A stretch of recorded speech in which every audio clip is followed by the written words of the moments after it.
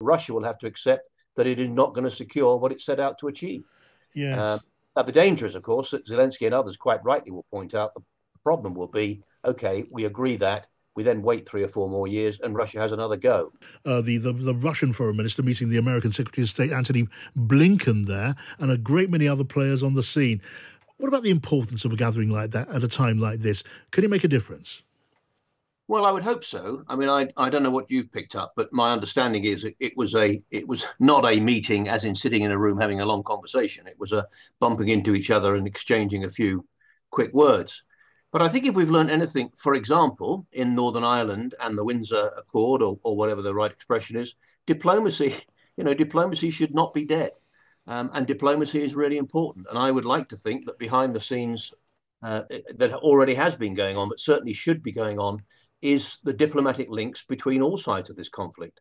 So, at the end of the day, I may be wrong, but at the end of the day, this war will have to end through some sort of negotiated settlement. Yeah.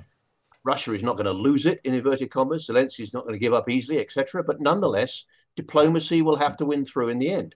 So beginning to see people talking to each other, however fleetingly or however short on words it was, must be a positive move. And this is ultra sensitive stuff, Tim, isn't it? When you talk about the war having to end in a kind of a settlement, which is obviously the truth, all wars have to end in some kind of settlement. In your mind, what does the settlement here, or what would it look like? Yeah, well, that's the $64,000 question. And I've often been asked, what will winning or losing look like? And I don't think we should try and use those sorts of words. At some level, there has to be an agreement that what's concerning, of course, is whether it will ever settle between Ukraine and Russia, particularly knowing where Russia comes from. But I would have thought that some sort of agreement that Crimea is probably going to have to stay part of Russia. My personal view. I can't see Russia giving up Crimea. But nonetheless, Russia is not succeeding in its aims of reaching Odessa, securing the north of the Black Sea, and has only managed to secure, a fair chunk, but only a relatively small chunk from their point of view of the east. And we know that there was a fairly strong Russian speaking minority there, in some cases majority. So I would have thought that what we'll end up with is some sort of agreement that settles territory, maybe roughly where it lies, but not yet for another 6 or 9 months, probably, till there's been another couple of offences either way. And both sides begin to realise that the slogging match has got to stop. So Zelensky, at the end of the day, I sense, will have to give up some territory, but Russia will have to accept that it is not going to secure what it set out to achieve. Yes. Now, the danger is, of course, that Zelensky and others quite rightly will point out the problem will be, okay, we agree that, we then wait 3 or 4 more years and Russia has another go. And that is a reality or certainly a dangerous probability. And of course, Zelensky and the Ukrainian leadership seem a million miles away from ceding their ambition of taking back Crimea. And there you have just one part of what seems to be a total deadlock in the ambitions, the rival ambitions being fought out on the battlefield as we speak. Now, we've got the budget in 13 days' time, I think, more or less. What are you hoping for from the Chancellor and from the Treasury? Because Ben Wallace, the Defence Secretary, has been lobbying away for all he's worth. Yeah, he has. And I've got a lot of time for Ben Wallace. I mean, we've fallen out over a couple of things, but generally speaking, I think he's been a very good defence secretary.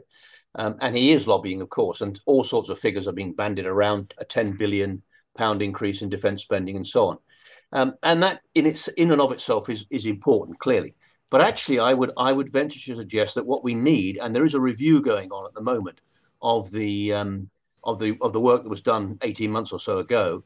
What we need is a clarity from the government about what their ends are in terms of foreign and defence policy. What is it they hope to achieve?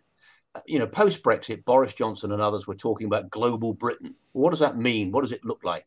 And it's only when you understand the ends that you're trying to achieve here, linking to NATO and our foreign policy in the broadest sense and so forth, that you then need to decide and work on what are the ways and the means of achieving those ends.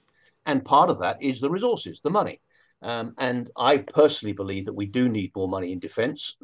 People listening to this will probably say, well, that's not very surprising. But the bottom line is we're barely achieving the 2% GDP that we're signed up to for NATO. We are living in a world where deterrence has failed in Ukraine. And I think we need to be moving more from deterrence to defence, being prepared if necessary. to actually engage in high-intensity warfighting operations. That means we need to rebuild our logistic stocks, we need to rebuild our capabilities, and that is going to cost us money.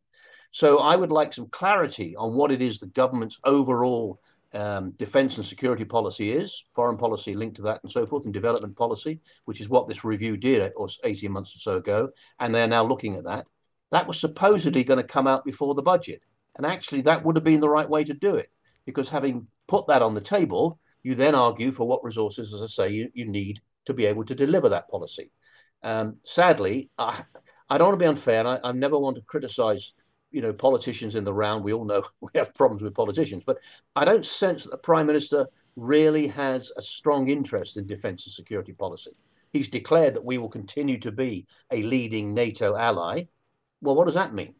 And what is he prepared to put into the budget to enable that to be a reality? Right. Well, I'm John Pienaar, and if you found that interesting, we are here each day, Monday to Thursday, 5 o'clock till 7 o'clock on Drive, and from 7 till 8, Pienaar and Friends, where we discuss the big stories of the day each day on Times Radio.